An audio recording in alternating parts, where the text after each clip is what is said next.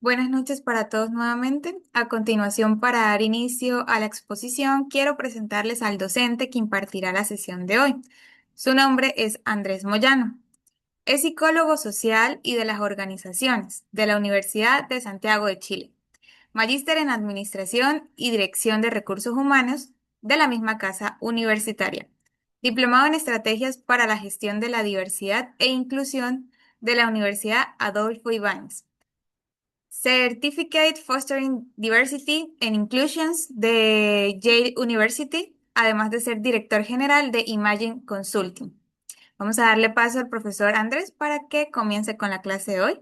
Profe, todo suyo. Muchas gracias. ¿Se escucha bien? Sí, se escucha Perfecto. bien. Buenas noches. Espero que se encuentren muy bien. En este día jueves voy a compartir la presentación y comenzamos. ¿Les parece? Perfecto. Bien, entonces, primero que todo agradecerles por estar, por sumarse en este espacio de seminario.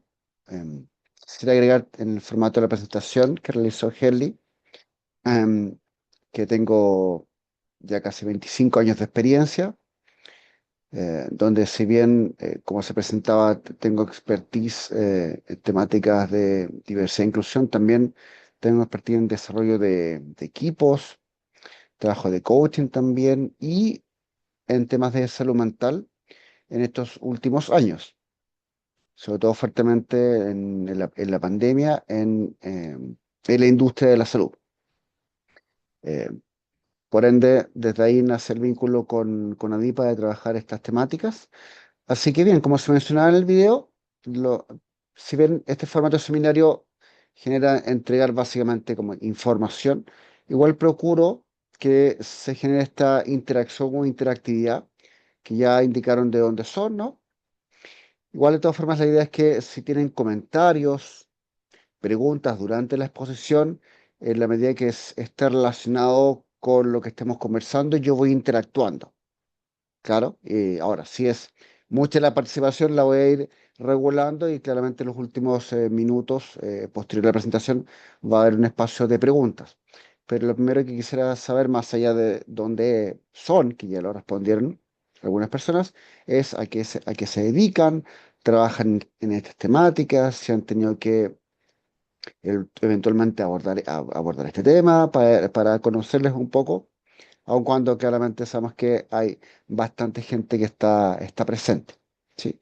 En este minuto 80 personas, la mayoría desde Chile, desde Arica hasta bien sur, y también por lo que vi en el chat, una persona que se encuentra en Argentina. Así que, pues bien, comenzamos entonces. Cuando hablamos de trama organizacional, se nos puede venir a la cabeza, pensando en la realidad chilena e internacional, algunos eventos, situaciones que probablemente recordemos. El de arriba a la izquierda es lo que sucedió con este evento lamentable recientemente en este colegio en Calama. ¿Se acuerdan? Donde entró un estudiante, eh, que probablemente conocen la historia de la noticia, eh, donde acuchilló a algunos estudiantes y dio por muerte a una inspectora. Abajo a la izquierda, ¿se acuerdan? También hace poco tiempo lo que sucedió en la carretera con este camión que explotó, que fue una imagen bastante impactante, ¿no? Que transportaba gas licuado, generó una explosión y también dio muerte a varias personas, incluyendo el chofer, arriba a la derecha.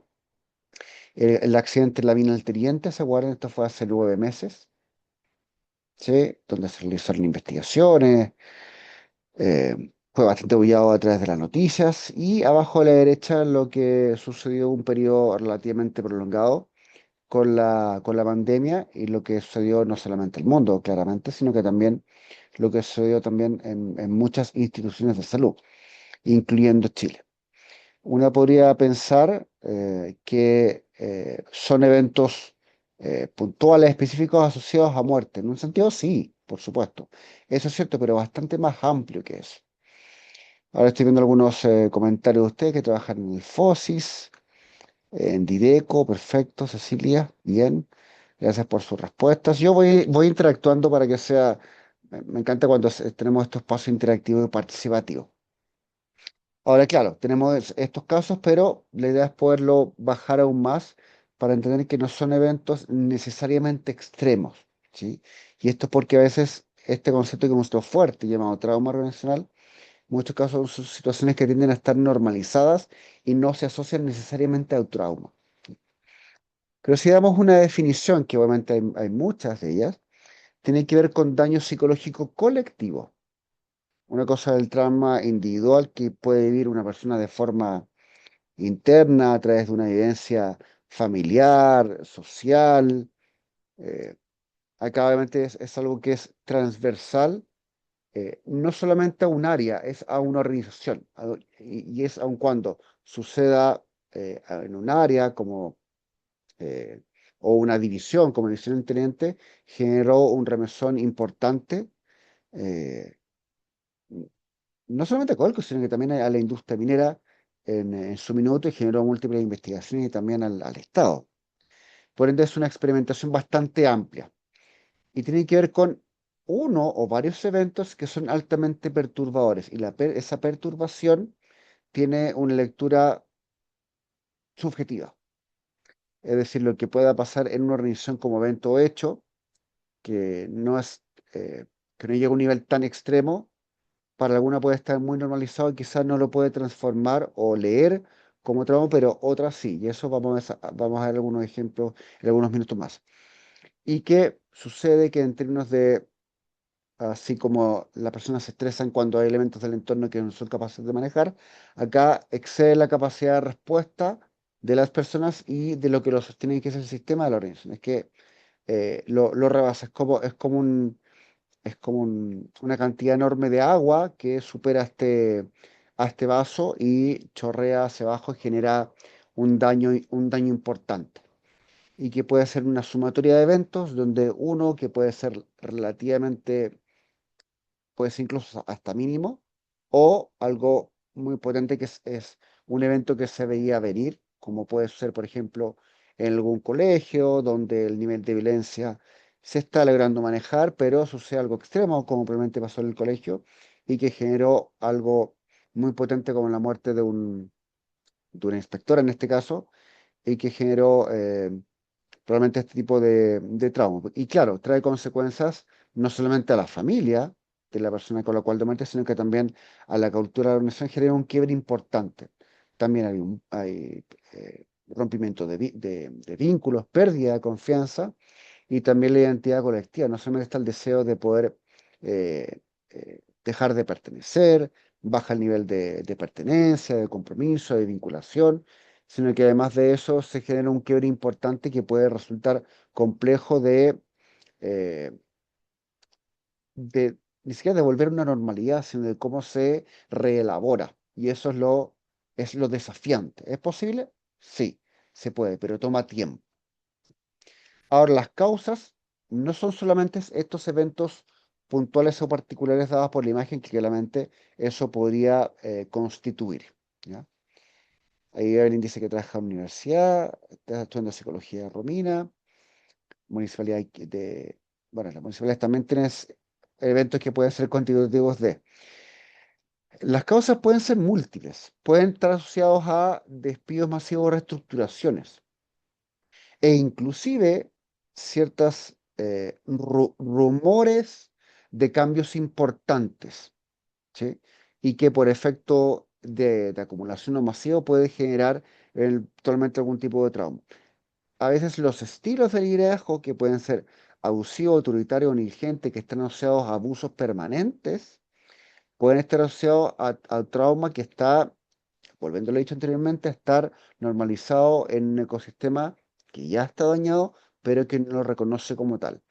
Lo otro, claro, son crisis institucionales, donde en el caso del colegio, de Codelco, de Casco, que esos accidentes generan un daño reputacional importante, generan, bueno, puede estar asociado a quiebras, a fusiones traumáticas, pero situaciones que no son sencillas de manejar, que pueden preverse de alguna forma por cómo funciona la cultura. A propósito de la ley Karim, situaciones de acoso sistemático o violencia laboral, pero eso está dado, por ejemplo, con el aumento dramático de casos, el que la ley Karim, por ejemplo, en algunas culturas puede haber sido entendida como una ley de, de revanchismo, de querer desquitarse a alguien y genera un aumento dramático, lo que genera quiebre en los equipos, la persona que es denunciada con denuncias falsas, por ejemplo, puede generar algún tipo de trauma no solamente en la persona, sino que también en el equipo. Cambios impuestos sin participación ni contención, ¿no? Por ejemplo, cuando llegó la pandemia, donde habían ciertos industrias que estaba la posibilidad de poder hacer los cambios a nivel de teletrabajo, pero la empresa decidió mantener la presencialidad por razones de operación, pero por el miedo imperante generó un quiebre, ¿no? Sensación de injusticia. Entonces, no solamente en hechos como tal, sino que tiene que ver con todo lo que trae consigo. Y también, obviamente, emergencias externas como pandemias, desastres, lo que está pasando en algún sentido con elementos externos relevantes como la guerra en Irán, que genera incertidumbre, ha generado miedo, cambios importantes, ¿sí? Entonces hay una sumatoria de elementos que mal gestionados pueden generar un resultado en la medida en que preventivamente no se aborde, ¿sí? Por ende, el trauma no solamente hay que entenderlo como resultado de, sino que también es como de qué forma preventivamente podemos evitar que suceda. ¿Se puede? Claro, no solamente la idea es enfocarlo con los hechos vistos anteriormente, como este accidente de Gasco, lo del teniente, donde, claro, en algunos casos es prevenible, sí, pero estamos hablando de otro tipo de situaciones que en su sumatoria puede generar este efecto traumático. Ahora, esta imagen muestra que el trauma puede estar asociado, obviamente a nivel, o sea, si bien esto tiene que ver con un trauma organizacional, también genera un trauma a nivel individual, en términos de consecuencia, como enfermedad, burnout, en las personas puede generar ideaciones suicidas. Recordemos lo que pasó en la mina del Teniente cuando las personas los mineros que trabajan ahí, muchos de ellos, más allá de que tienen licencia médica, habían decidido o decidieron no trabajar nunca más en minería, ¿no? A ese nivel. Luego eso puede generar a nivel organizacional y producto de un entorno político y de bajo nivel de seguridad, un pensamiento polarizado que lo vamos a ver a continuación, defensividad como un mecanismo de defensa psicológica y también a nivel colectivo producto del anterior puede obviamente generar un efecto negativo en la confianza en los equipos y también puede derivar otras variables como problemas comunicacionales, aumento en los conflictos y otros efectos como eh, eh, aumento en el ausentismo, aumento en la rotación y otros efectos que están asociados con la propia operatividad del negocio, como el aumento del desempeño, en la productividad. Entonces la pregunta, bueno, ¿qué hacer cuando sucede? Bueno, una forma de verlo primero tiene que ver con un reconocimiento explícito, que es la llamada la no negación, que puede pasar que cuando suceden este tipo de eventos y por la forma en que funciona el cerebro, que a veces uno entra en la etapa de negación. Es decir, que no es que el evento no exista como tal, sino que se encapsula. Ejemplo, lo que pasó en el colegio.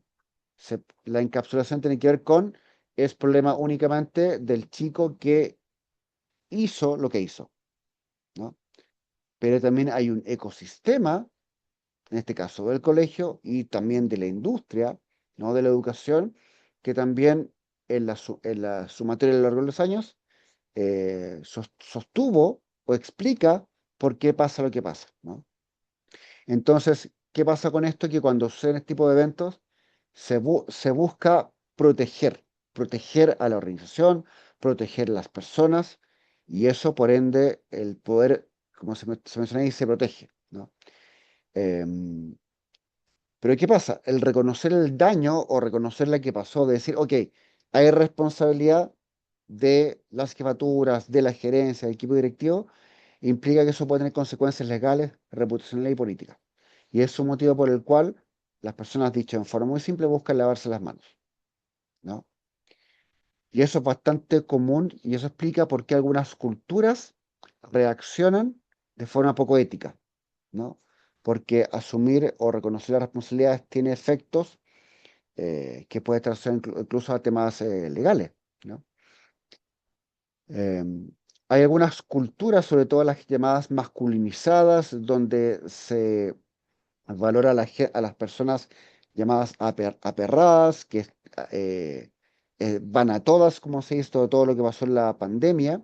Las personas tenían turnos 24, 48 horas, donde vivían todos los días. Yo trabajé en una época con un hospital en la pandemia y estaba muy normalizado, estaba bien visto que la persona, aun cuando veía muertes todos los días, que al día siguiente siguiera trabajando, que hiciera turnos, hiciera turnos extensos, contraturnos, porque ahí se ve bien la resiliencia, pero el punto de patologizarla, en el sentido de que hay que seguir adelante, no importa cómo estás tú, ¿sí? ¿Por qué? Porque la cultura lo valida y lo acepta, ¿sí? Hasta que se genera un efecto importante en la persona. A veces pasa que este concepto como trauma, eh, en un sentido puede malentenderse o puede no quedar claro el concepto, pero hay que hablar las cosas en un concepto cultural como son, ¿no? Pero a veces es difícil, ¿no? De que las personas pasaron por algo que lo pueden llamar como difícil, pero en realidad puede haber sido directamente traumático. También pasa que a veces el negarlo o el evitarlo puede ser visto como lo más, entre comillas, adaptativo, porque hablar del tema puede ser muy doloroso. Por ende, se tiende a evitar o a una instancia muy acotada, muy puntual y al día siguiente, ok, seguimos como seguimos igual. Y eso sería lo más eh, complejo porque en algún minuto eso puede pasar la cuenta. Ahora, eh, ahí Rita dice que trabaja en la residencia de discapacidad física. Gracias, Rita. Si tienen preguntas, comentarios durante la presentación, ahí me van contacto. Pero ¿qué pasa? El resultado de todo este proceso podría significar el llamado silencio institucional. Esto tiene que ver básicamente, no es que no haya ningún tipo de comunicado, no es que no se hable nada, pero tiene que ver con que el tema se aborda hacia afuera, a través de un comunicado, a través de redes sociales, a través de la página web de la institución, pero internamente se lleva un espacio acotado, simple, un espacio de contención que quizá alguien maneje, pero luego eso, al día o a los 2 días siguientes, hay que volver a trabajar como, entre comillas, si nada hubiera pasado. Y eso es muy complicado. ¿Por qué? Porque, como dice el dicho, donde fuego hubo, cenizas quedan. Eso significa de que el tramo va a seguir dando vueltas. Y si no se aborda a través de un plan serio a lo largo del tiempo, con un diagnóstico adecuado y una intervención, probablemente vamos a tener problemas a futuro. Por ende, ¿cuál es el gran tema? Tiene que ver con el reconocimiento.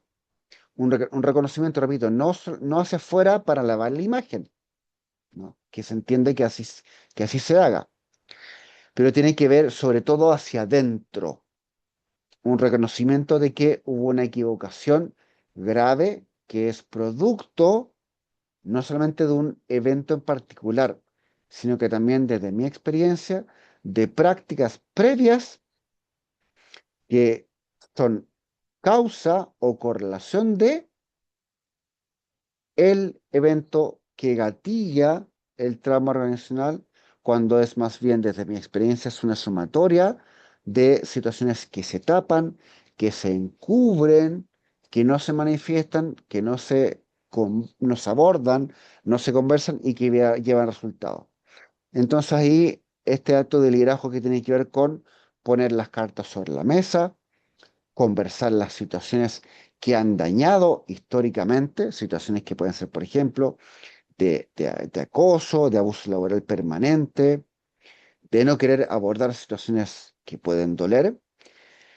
Y como se menciona ahí, que restaura credibilidad donde había cinismo. Cinismo tiene que ver con una cultura donde hay una actitud negativa permanente con respecto a lo que sucede en la institución.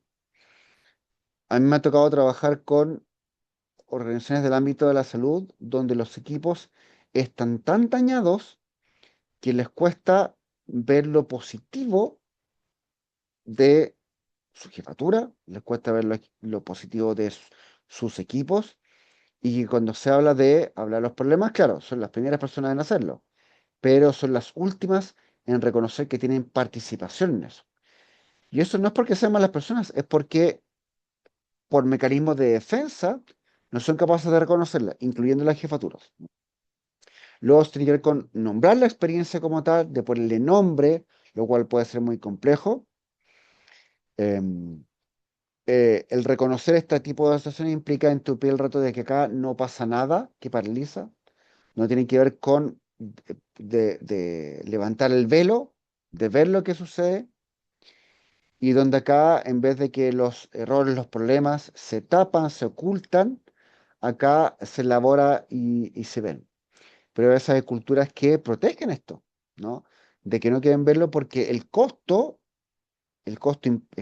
que se produce, que existe, es mucho más alto del beneficio, ¿no? Y esto en parte porque hay fenómenos psicológicos que son colectivos que pueden ser muy complejos de manejar. ¿Cuáles son?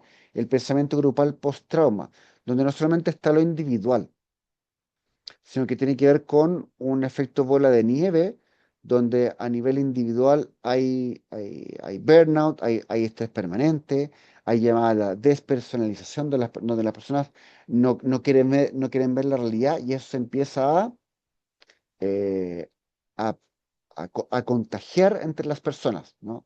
Entonces genera un ecosistema donde el trauma es generalizado, y es complejo, cuando es generalizado, de poderlo abordar. Luego está la identificación proyectiva colectiva, donde tiene que ver con donde uno proyecta en la otra persona lo que uno no ve en sí mismo. Y eso básicamente tiene que ver con que las personas ven en el resto lo que no quieren ver en sí mismo. El ejemplo dado anteriormente, que son los problemas. Los problemas los ven en los demás, pero les cuesta verlo en sí mismo. También tiene que ver con la decisión organizacional, donde uno busca separar o encapsular los problemas sin capaz de poder reconocer.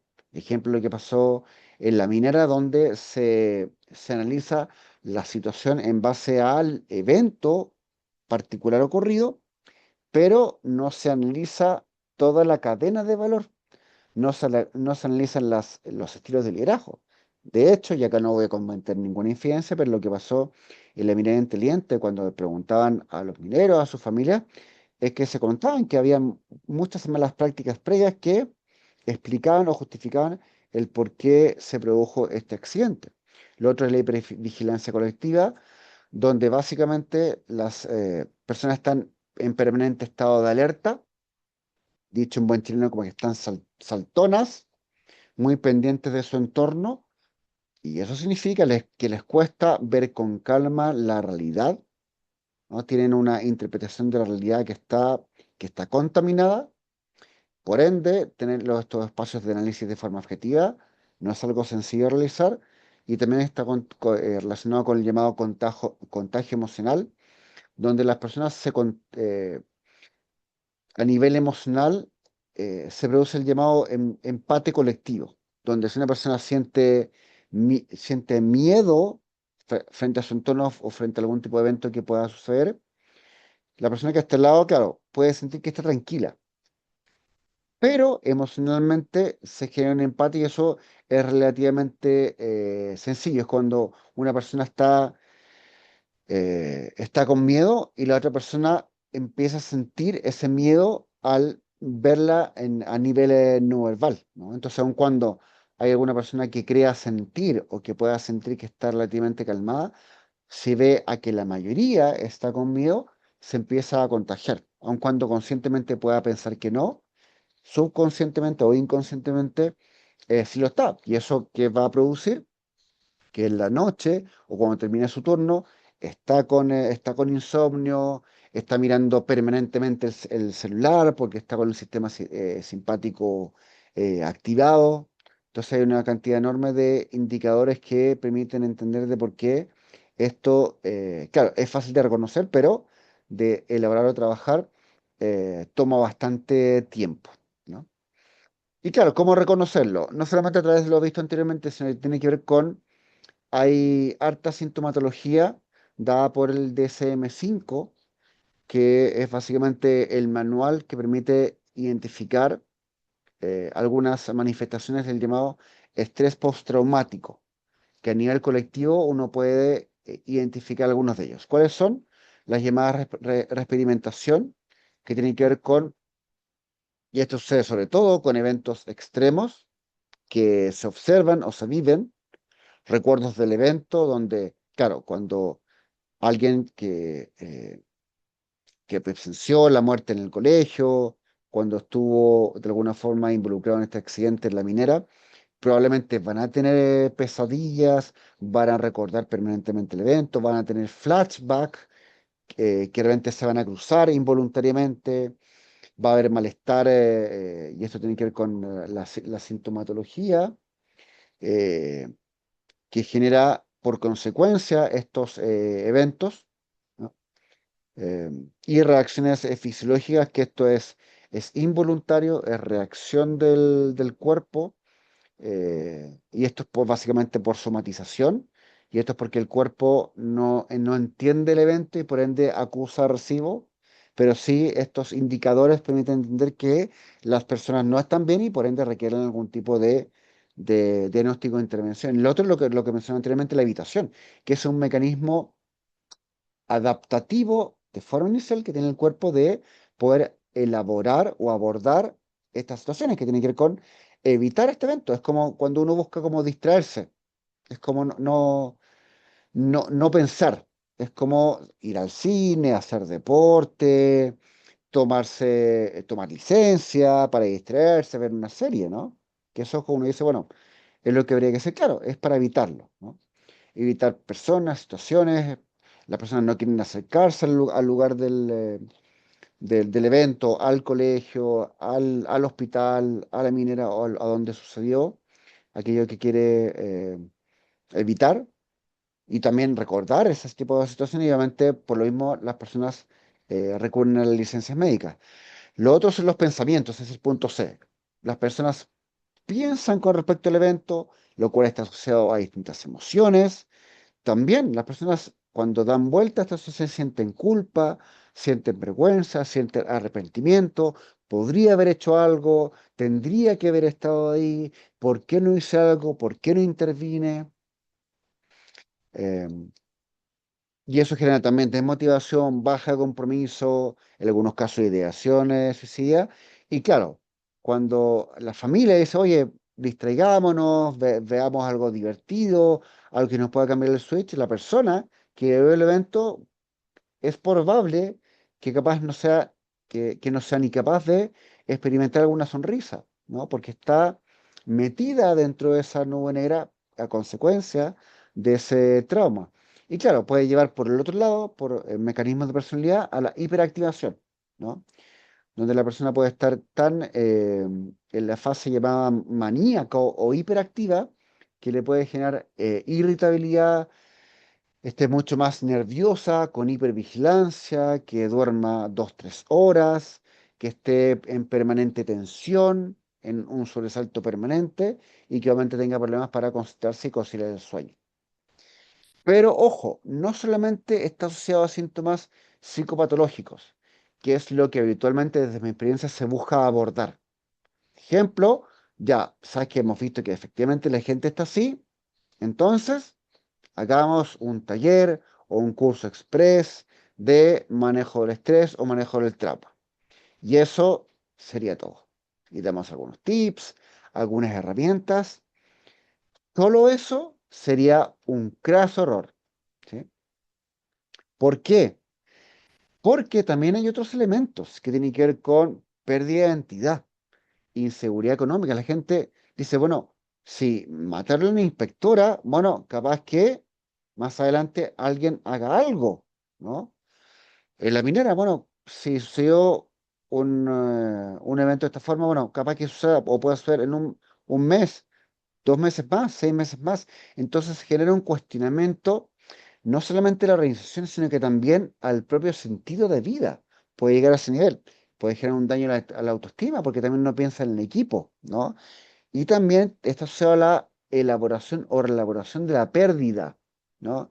Que puede ser real, con la muerte de un ser querido en el equipo, o también simbólica, despidos masivos. Y por ende genera una dificultad de proyectarse a futuro, que es lo que en general las personas buscamos un futuro que sea auspicioso, pero esto puede llevar a que las personas no pueda, ni siquiera quiera, no pueda ver más allá, ¿no? Porque es incapaz de poder proyectarse dada la inseguridad que se da en el presente, ¿no? Entonces la pregunta es, bueno, ¿qué hay que hacer? ¿No? De esto hay muchísima información, pero para acotar y ser bien preciso. Primero hay que evaluar, ¿no? ¿Evaluar qué? De forma inicial, porque por lo general se busca intervenir inmediatamente. Ojo, hay que evaluar de forma idealmente cuantitativa y cualitativa.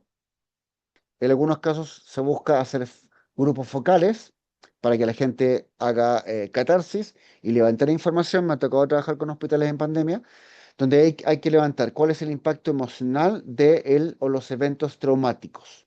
Impacto emocional y funcional. ¿Qué emociones tienen las personas y de qué forma las personas están funcionando actualmente en el día a día? Riesgos psicosociales asociados. El día de hoy en Chile, bueno, y en otros países también está este instrumento, el del CLSM, que nos ayuda a tener la fotografía para hacer un análisis correlacional en algunos indicadores como salud mental, como vulnerabilidad, calidad de liderazgo, entre otros, donde podemos cruzar información. También cuáles son los recursos o las herramientas que tienen las personas. Podemos encontrarnos con equipos que efectivamente tienen alta cantidad de recursos, que eso es lo ideal, pero en algunos casos no es así, ¿no? Si los tienen, perfecto, podría ser bien, pero si no los tienen, es complicado, porque las personas no tienen herramientas que les permitan afrontar este tipo de situaciones. Y claro, ¿cuál sería la intervención que requieren las personas y por qué? ¿Cuál es lo inmediato y cuál es lo mediano plazo? Pero para eso, claro, las personas pueden priorizar qué es lo que requieren, pero no es lo que necesariamente necesitan. ¿Por qué? Porque es su visión personal.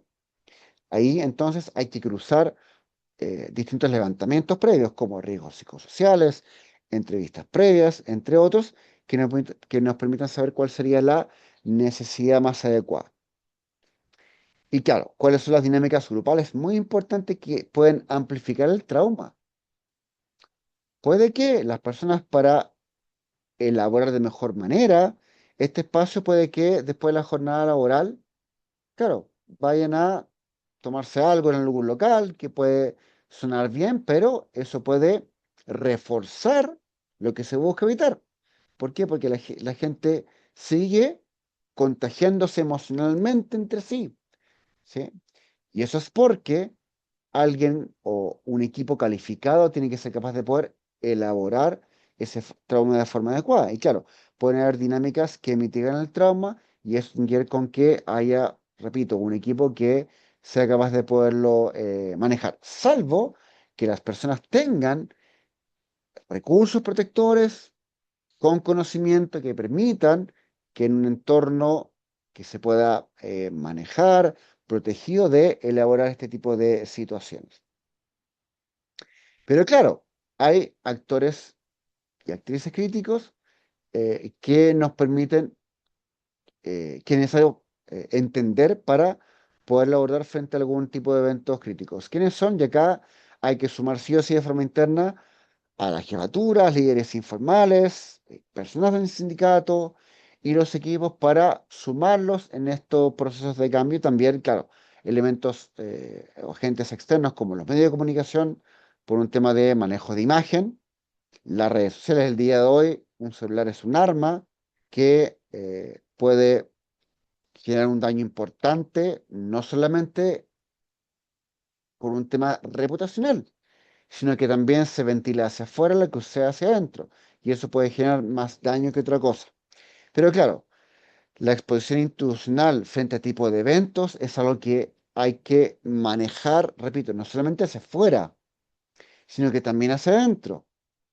Porque puede que alguien saque un teléfono para decir, ¿sabes qué? No, esto no es posible, voy a contar qué es lo que pasa. Esa persona tiene 1.000, 2.000, 5.000 seguidores o seguidoras y eso puede generar un daño importante. ¿Por qué? Porque eso va a significar rumores, problemas comunicacionales y por efecto de acumulación eso se puede transformar en denuncias públicas. Entonces, lo muy importante de todo esto tiene que ver con la llamada identificación temprana. Hay muchos traumas organizacionales que se pueden evitar, pero ya habiendo sucedido, tiene que hacerse la fotografía inmediatamente en múltiples niveles, también a nivel comunicacional, protegiendo la privacidad, para que se pueda abordar de buena forma, evitar que se filtre la información porque eso reduce el daño. Hay múltiples factores que pueden potenciar el trauma. La gente puede pasar por el trauma, que fue muy complejo, y luego de eso se conecta a redes sociales, ve qué es lo que pasó, el colegio qué es lo que pasó, y la cantidad de comentarios de la gente, y sabemos lo que puede causar las redes sociales, ¿no? Con este tema de hacer hate a lo que pasó en temas de trauma, y eso genera echarle mayores leña al fuego, lo que hace todo mucho más complicado. Por ende, cuando se hace todo este proceso, hay que, repito, no solamente hacer un diagnóstico oportuno, no solamente hacer una intervención temprana y acotada, que yo lo he visto, tiende a suceder por distintos motivos, por un tema de que no se puede afectar la operación, no hay recursos suficientes, etcétera, etcétera. Pero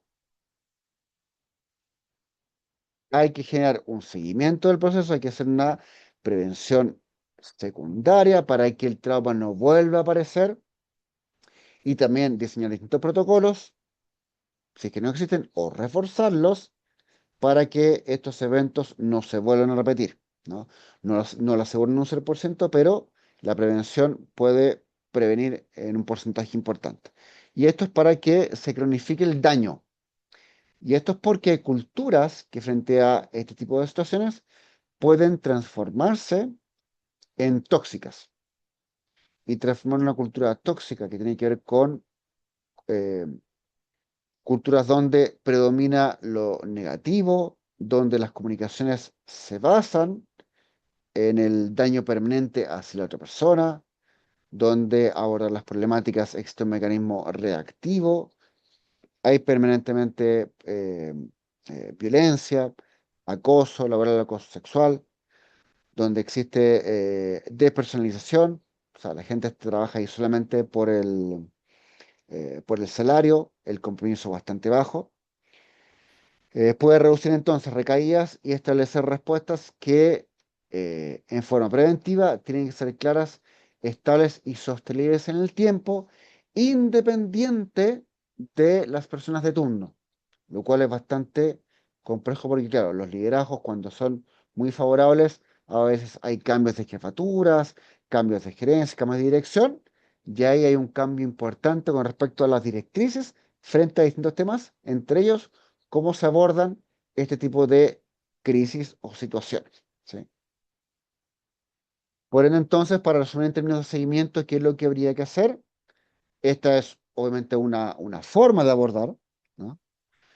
Por ende, no solamente enfocarse en intervenir puntualmente, sino que tiene que ver con hacer seguimiento del proceso a través de reuniones periódicas con el equipo durante 3 meses, pueden ser un poco más dependiendo del daño, entrevistas a personas puntualmente, que son actores críticos, que puede ser alguna, alguna persona del sindicato, alguna jefatura importante, algún liderazgo informal, y junto con eso hay que medir indicadores globales del área de la organización como rotación, licencia, algún tipo de error, incidentes, estamos hablando en términos de seguridad, entre otros, clima laboral, también indicadores individuales que podrían ser como insomnio, como también presencia de emociones negativas, entre otros, y también cómo se vincula con elementos que hay que reforzar como prácticas de liderazgo, ¿no? que son importantes para mostrar coherencia en el actuar, trabajar la contención de forma permanente, porque sabemos que las personas reaccionamos de forma distinta frente a este tipo de situaciones. Hay personas que tienen mucho más recursos emocionales que otras. Y junto con eso, cómo se va comunicando permanentemente estas temáticas y esto, cómo se ajusta los distintos planes de intervención que tienen que ser ajustadas a la realidad de los equipos. No puede ser estándar a todos los equipos, que es lo que yo veo habitualmente, porque los equipos son distintos. Los equipos tienen distintas mecánicas, distintos formatos, distintos procesos de evolución. Por ende, tenemos dos miradas. Cuando hablamos del abordaje del trauma posterior, no solamente hacer una reparación organizacional en términos de generar reconstrucción, ¿no? Tiene que ver con la llamada intervención temprana. Es como que tenemos el llamado incendio y hay que entender ese incendio, pero hay que intentar apagarlo automáticamente para generar contención y estabilización de forma inmediata. En caso contrario, va a generar un daño tan grande que va a ser muy complejo abordarlo en el medio a largo plazo. Claro, ¿eso es breve y acotado? Sí, pero no es lo único. Yo he visto que a veces se hace lo temprano y a veces se hace bastante bien, pero no es suficiente. Hay que hacer un trabajo a mediano y largo plazo, porque a veces, ¿por qué? Porque lo que se rompe son las confianzas, lo que se rompe es el compromiso, lo que se rompe es la pertenencia, y eso cuesta reconstruirlo, ¿sí? Por ende, se recomienda en términos de hacer esta reelaboración de la cultura, se requiere en términos de responsabilidad la alta dirección, pero no solamente en lo declarativo, sino que en el compromiso permanente, ¿no? Y creo que esto es lo último. Es importante elaborar una especie como de matriz de plazo de intervención, así como si alguien acá trabaja en riesgos psicosociales, que en términos de intervención hay que elaborar una matriz para darle un seguimiento. Acá es lo mismo, ¿no? ¿En qué sentido? Hay una especie de propuesta de cuáles serían los elementos o aspectos a evaluar y sobre los cuales hacer seguimiento y algún ejemplo de sobre qué habría que trabajar esta matriz. En ese sentido, entonces tenemos distintos problemas detectados hasta el diagnóstico con equipos con síntomas post-trauma, pero no solamente eso, ¿qué otros elementos como fallas comunicacionales, desconfianza, miedo a la jefatura, liderazgos quebrados, ¿no? Comunicación con rumor permanente, y luego eso, qué objetivos vamos a planificar de forma que sea específico, concreto, medible, ¿no? Para que no sea este espacio un saludo a la bandera, que genere cambios cosméticos y no a largo plazo. Y luego eso con qué tipo de estrategia, con espacio de contención, que eso se recomienda, tiende a ser lo habitual, pero no es suficiente. Hacer un trabajo grupal, hacer coaching a jefaturas, que eso se recomienda. Y obviamente hacer ajustes operativos en el día a día para que estas situaciones no se vuelvan a repetir. Obviamente con actividades secuenciales en el tiempo, como talleres, sesiones grupales, definiendo responsables, ¿no? El área de prevención de riesgo tiene que ser parte, probablemente el comité de crisis, el área de recursos humanos de personas, jefaturas que también participen y también con distintos indicadores a nivel individual eventualmente, pero sobre todo a nivel grupal y a nivel sistémico para ir demostrando que la mejora se va dando y obviamente incluyendo la percepción de seguridad, ¿no? Porque el miedo en muchos casos está asociado a la pérdida de seguridad, ¿no? Y en muchos casos está asociado también a eh, el miedo a la muerte, ¿no? Como lo que pasó en el colegio. Acá uno podría incluir perfectamente el metro de Santiago, ¿no? Que, no sé, acá alguien toma metro en Santiago o en otras eh, ciudades, también fuera de Chile, que cuando hay personas que eh, cometen un suicidio, eso también genera un trauma importante. También sucede con eh, con Trenes de Chile, donde cuando eso sucede también genera un tema importante, no solamente en este caso para el conductor o conductora, sino que además para los equipos que deben evitar normalizar este tipo de situaciones, porque eso genera efectos a largo plazo. Así que bien, nos han quedado los últimos minutos para preguntas, consultas. Hasta ahora no he visto en el chat, pero sería un buen espacio entonces para hacerlo a continuación. Muchas gracias. Chicos, si tienen alguna consulta para el profesor, que la quieran hacer de manera directa, levanten la manito y les otorgo el permiso de abrir el micrófono para que podamos empezar. Vale, vamos a empezar con Joaquín. ¿Aló? ¿Aló, aló, aló? Hola, ¿se escucha? Sí, súper. Eh, Muy buena presentación, me gustó mucho y encuentro muy interesante lo que están comentando. Mi duda va surgiendo en base a una experiencia que yo tuve.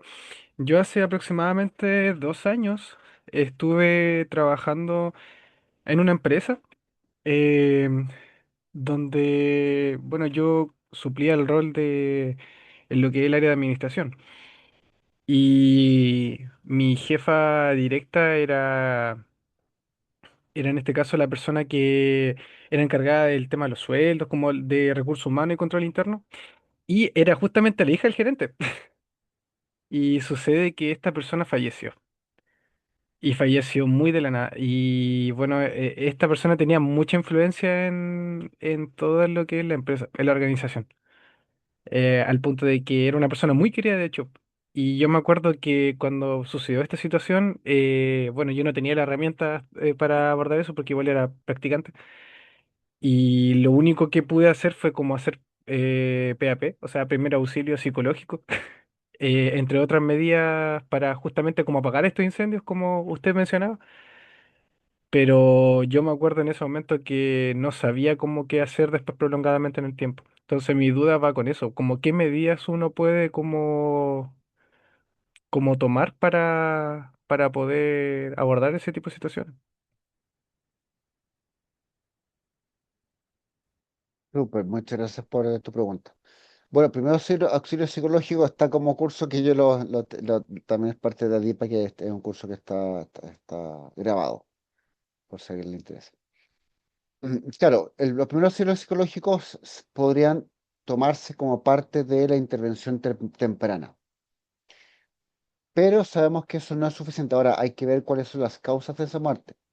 Si está asociado a temas, es algo que sucedió por fuera del lugar de trabajo, es una cosa. Pero si es algo que es atribuible o tiene relación directa con el trabajo, es otra cosa. Ahí hay que hacer la separación. Ahora, ambas pueden generar algún tipo de trauma, por supuesto, pero una cosa es al equipo que participó o estuvo cerca de esa persona y otra cosa es que traspase la organización. ¿Por qué? Porque ahí las responsabilidades o los espacios de responsabilidades son distintos, ¿no? ¿Por qué lo comento? Porque ahí que bueno, que no lo mencioné directamente, pero el tramo organizacional hay que evaluar también cuál es el nivel de responsabilidad de las gerencias, de las jefaturas en lo sucedido, ¿no? En algunos casos son temas personales, puntuales, pero a veces están relacionados con el trabajo. Por ejemplo, estoy inventando, la persona se quitó la vida, estoy siendo muy extremo con el ejemplo, se quitó la vida porque estaba con burnout, y eso lo supimos después en el funeral. Puede ser muy potente y ahí involucra, en algún sentido, o a ser responsable directa o indirectamente a la organización. Y eso puede ser muy complejo, porque eso puede trascender a la organización y eso puede generar un tema importante. Versus que la persona tuvo un accidente de tránsito en su familia o fue atropellada, que no tiene directa relación, eso es otra cosa. Ahora, en ambos casos hay que hacer primero auxilio psicológico, sí, pero ahí la reparación va a ser distinta en términos de cómo se elabora el llamado duelo, porque ahí en ese sentido las culpas, las vergüenzas, todo el efecto emocional va cambiando, ¿no? Porque uno dice, bueno, ¿qué podría haber hecho? Yo que fui parte del equipo, la persona tenía burnout, nunca le pregunté. o la persona la atropellaron y fue algo chuta, súper fortuito, es impactante igual, pero son casos distintos. Cuando hay responsabilidad, por eso lo que hay que hacer un diagnóstico de la situación. Si hay responsabilidad de la institución, claramente los primeros auxilios psicológicos no es suficiente. Hay que hacer el proceso de reparación. Entonces, tiene que ver con un diagnóstico integral de la organización a nivel individual con las sintomatologías para poder hacer intervenciones temprana, contención. Luego de eso, cómo eso ha afectado a los equipos, al clima, al funcionamiento, a la desconfianza, hacer un diagnóstico donde le podemos apoyar con riesgos psicosociales, con otro tipo de levantamiento cualitativo, y luego eso tomar distintos indicadores para a ver qué es lo que sucede a medio y largo plazo.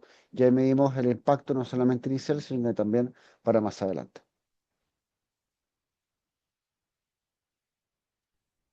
Vale, profe. Por acá leí una pregunta en el chat. No sé si la respondemos, ¿Sí? que dice Francisco Arenas. ¿De qué manera la prevención del desgaste laboral impacta no solo en el bienestar de las personas, sino también en la salud y sostenibilidad de la organización? Bueno, un tema que no está directamente relacionado con trauma, pero el desgaste laboral hay que ver desde dónde se entiende. Desde mi experiencia, lo que está más asociado a trauma es el llamado burnout. Sí que tiene que ver con el síndrome de estar quemado en el trabajo, que es más intenso y es más extremo que el desgaste. Porque claro, el desgaste es acumulativo, pero si es bien manejado, sobre todo en el sector de salud, es algo que no, generalmente, no necesariamente llega a trauma, pero claramente el desgaste laboral, que tiende a ser permanente, desde mi experiencia, genera impacto en el bienestar, claro, y en la salud y sostenibilidad, la organización también, pero desde mi experiencia, el desgaste a veces es bien visto y está muy normalizado. Repito, lo he visto mucho en instituciones de salud y en aquellas industrias que trabajan por turno, llamemos energía, minería, construcción, donde hay formas desadaptativas de manejar el desgaste. Ejemplo, consumo de bebida energética, consumo de tabaco, consumo de alcohol, consumo de droga, ¿no? Son formas que las personas tienen de abordarlo, pero no necesariamente es lo más sano. El tema es que eso puede generar efectos a medio y largo plazo, claramente. Bueno, y para cerrar, vamos a responder la pregunta de Andrea Echaveturen. Perdonen. Vamos a abrir el micrófono, Andrea, por favor. Hola, buenas noches a todos. Tengo una duda. Desde el contexto, poner que es una organización X que tuvo una jefatura muy desgastante en el sentido de que trataba mal a la gente. Cuando, por ejemplo, esas personas tenían que proponer algo, había una especie como de matonaje intelectual, pero de una forma muy velada. Entonces, no había una forma explícita de reconocer me está tratando mal, o me está insultando, o me está minimizando. Y esto fue progresivo en el tiempo, desgastante durante todo un año. Pero en este lugar en particular hay una cultura organizacional, justamente esto de que si yo resisto, yo soy bacán. Perdón la palabra, pero esa es como la estructura. El tema está en que se fue este jefe, llegó otro, pero quedó una sensación de que todo es malo. Y me calzó mucho lo que mencionó en la presentación. Esto como que se ve diferente la organización, se ve diferente este nuevo jefe, aunque esta persona no tiene las mismas actitudes ni las mismas formas de trato. Y una vez uno comienza a conversar con el personal, uno se da cuenta que no reconocen que hay una afectación en el espacio. O sea, normalizaron esta visión de un jefe maltratador independiente de quién esté ahí. Entonces maximizan aquellas conductas que en realidad son pequeñas en comparación a la anterior, las maximizan y le ponen como al mismo nivel del jefe anterior. Entonces mi duda va enfocada en cómo puedo yo comenzar a trabajar en ese espacio en el que la gente todavía ni siquiera es capaz de reconocer que hay un problema de que en realidad están mal, o sea, que se sienten mal, que ellos no están de la mejor forma de trabajando en esa organización. No sé si me puede explicar, la verdad, di muchas vueltas. Sí, sí, claro, sí. Sí, mira, desde mi experiencia que yo, bueno, no está directamente, tiene alguna forma relación con el tema, pero sí son espacios de sensibilización los que yo recomiendo trabajar. ¿En qué sentido? De poner sobre la mesa a través de eh, un espacio que puede ser una hora, hora y media, de que vaya alguien externo para que no se contamine de quien dicta este espacio, de que obviamente tengas la aprobación de quien corresponda, de poder generar un espacio de conversación de situaciones o conductas que, como tú mencionabas, probablemente están muy normalizadas o aceptadas. Pero claro, el cerebro busca para evitar el daño de evitarlo o de no querer reconocerlo. Pero claro, si yo veo videos, veo ejemplos donde hay, muestra estudio de casos, la persona va a decir, oh, ¿sabes qué? Parece que me pasó. No me di cuenta en el minuto, pero dado que alguien me lo está explicando, lo estoy viendo de esta forma, sé que parece que efectivamente está pasando. Y luego de eso puede que alguien diga, ¿sabes qué? Nos pasó esto. Y claro, se va a generar este paso de conversión para poder básicamente reconocer cuáles son los límites que tenemos como equipo. Alguien te puede decir, ¿sabes qué? A mí me dio lo mismo, yo lo acepto, pero otra va a decir que no. Pero frente a eso tiene que ver, finalmente, es cuál es el compromiso con el equipo para saber qué es lo que aceptamos y qué es lo que no aceptamos, para delimitar cuáles son los límites colectivos, que pueden ser bastante difusos, eh, que se puedan reconocer. No es un trabajo sencillo, porque desnormalizar lo normalizado toma tiempo. ¿Por qué? Porque al inicio va a haber negación.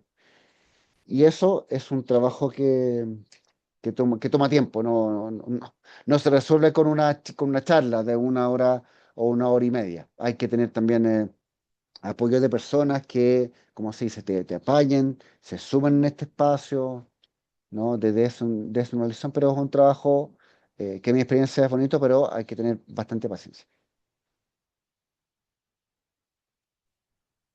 Bueno, haciendo moción al tiempo. Considero que ya se cierra la sesión de preguntas. Chicos, sé que muchos quedamos con consultas, sé que muchos quisiéramos hacer nuestra pregunta ahí, pero la idea es que se sumen también al programa. Recuerden que esto es un abrebocas y que sería bueno que nos viéramos todos el 26 de mayo, que va a ser el nuevo programa. Anímense, ingresen a la página de ADIPA por si quieren saber más de este curso. Profe, unas últimas palabras para que los Sí. dejen invitados. Muchas gracias. Sí, bueno, en todo caso, para tener contacto, yo sé que hay gente que tiene consultas, por un tema de tiempo no se puede alcanzar a responder. Claro, la invitación es que se puedan sumar al curso, pero son cosas puntuales. Ahí voy a dejar el contacto que es mi correo. También me pueden buscar en LinkedIn o LinkedIn, me pueden sumar, agregar para estar ahí en contacto. Y también está mi correo. Pero claro, hay muchas preguntas claro, que desde el correo no son suficientes porque este es un tema bastante amplio, va a depender de la cultura, de la forma en que se trabaja el tramo, de la industria, no es lo mismo en minería que en retail. Ah, Cindy del Andrés Bello, todavía sigo en esa universidad. Así que bueno, agradecido por el espacio, por estar. Me hubiese encantado responder las preguntas, pero por un tema de tiempo no se va a poder. Así que bueno, si tienen la posibilidad de poder sumarse, ahí hay mucho más tiempo de profundizar en muchas más materias. Pero a mí me encantan estos espacios, súper agradecidos. Les mando un abrazo, que tengan una linda noche. Gracias, profe. Nos vemos en la próxima. Buenas noches. Gracias. Buenas noches. Chicos, si ustedes no se vayan, nosotros vamos a pasar a la dinámica del sorteo. Entonces, vamos a pausar la grabación